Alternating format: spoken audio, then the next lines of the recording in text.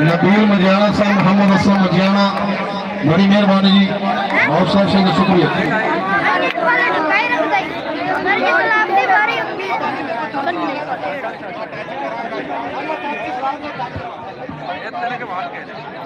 यार पानी ना पिया नहीं मारते यार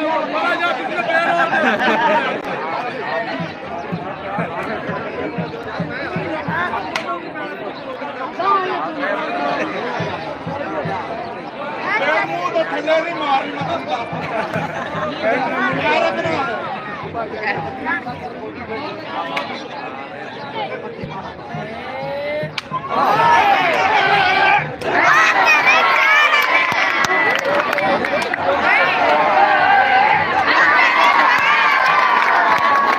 और चेपड़े होड़ जेबा पांके आया नहीं यार, कई लोग कहते मकसूद पठान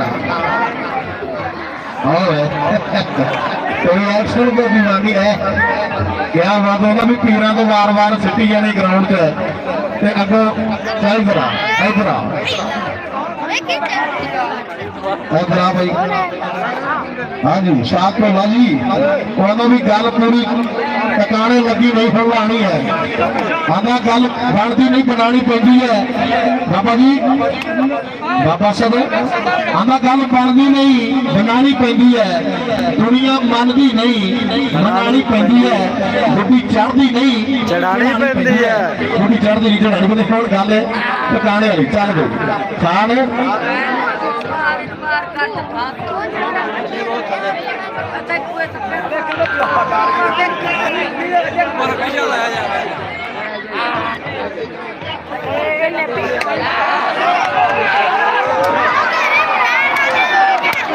जी बाबा पूरी तवज्जो।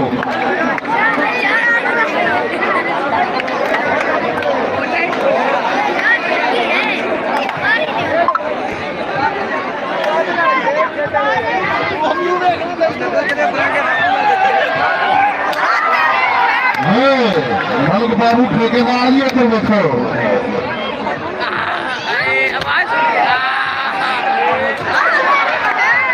जी जी तारी तारी। आज मलिक बाबू ठेकेदार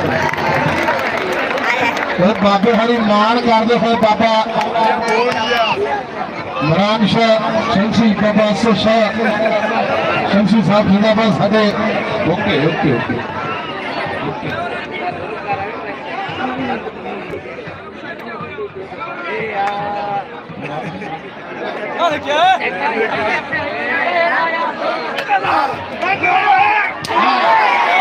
मांग माफी पिया करो, मांग माफी यहाँ पठाना तो मांग ला तो यहाँ पीरा तो मांग ला माफी देता जी। हाँ लगभग 500 कर रहा है,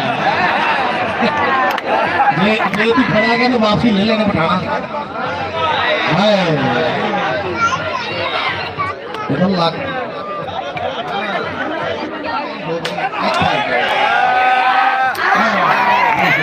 अच्छा पूरे लोग ठीक था।